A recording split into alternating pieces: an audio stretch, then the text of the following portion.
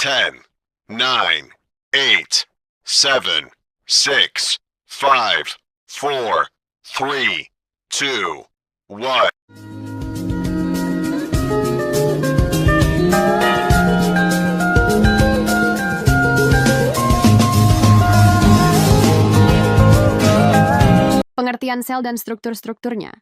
Sel adalah salah satu unit terkecil dari makhluk hidup yang bisa melangsungkan kehidupan seperti makhluk hidup pada umumnya. Disebut sebagai unit terkecil karena bisa dibagi-bagi menjadi beberapa bagian yang lebih kecil lagi, dan tiap bagiannya bisa berdiri sendiri. Sel bisa melakukan sebuah proses kehidupan seperti melakukan suatu perombakan, respirasi, penyusunan, pembelahan sel, reproduksi, dan juga peka terhadap suatu pemicu. Jika dilihat secara struktural, tubuh makhluk hidup pasti terdiri dari sel-sel. Sehingga sel seringkali disebut sebagai satuan struktural makhluk hidup.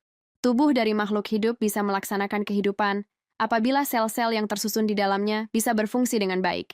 Sehingga sel-sel itu disebut dengan satuan fungsional makhluk hidup, di mana semua sel makhluk hidup bisa berkembang biak dengan tujuan untuk memperbanyak diri. Struktur sel pada makhluk hidup. Struktur sel pada makhluk hidup merupakan elemen-elemen penyusun yang saling berhubungan satu sama lain dengan sistem sel. Berikut strukturnya. 1. Dinding sel. Dinding sel hanya dimiliki oleh tumbuhan, sedangkan hewan tidak. Ini tersusun oleh selulosa. Saat sel masih muda, dindingnya relatif tipis.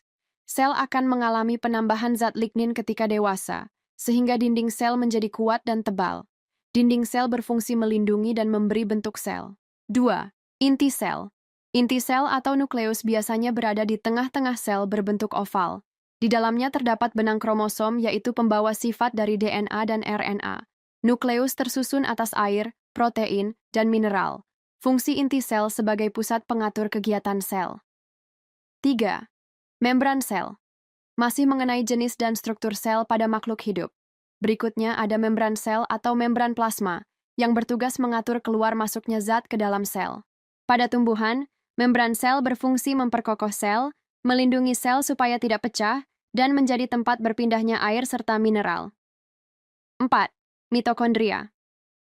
Mitokondria adalah tempat respirasi makhluk hidup.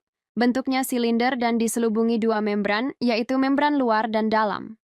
Fungsi utama mitokondria yaitu menghasilkan energi yang sangat dibutuhkan setiap makhluk hidup. 5. Retikulum endoplasma. Retikulum endoplasma, RE, merupakan struktur benang-benang di inti sel. Jenisnya ada dua, re kasar, re granuler, dan re halus, re agranuler. Re berfungsi dalam menyusun dan menyalurkan zat-zat ke dalam sel, sedangkan re kasar mengumpulkan protein, dan re halus mensintesis lipid, glikogen, kolesterol, dan gliserida. 6. Badan Golgi. Badan Golgi atau diktiosom pada sel tumbuhan merupakan sekumpulan ruang bergelembung kecil yang bentuknya bertumpuk. Diktiosom ini berguna sebagai alat sekresi protein dan lendir, sehingga disebut organel sekresi. 7. Ribosom adalah tempat berlangsungnya sintesis protein, sekaligus proses perakitan asam amino. Letak ribosom menempel sepanjang retikulum endoplasma. Bentuk ribosom ini seperti butiran-butiran halus dan tersusun atas dua subunit yaitu subunit besar dan kecil. 8. Lisosom.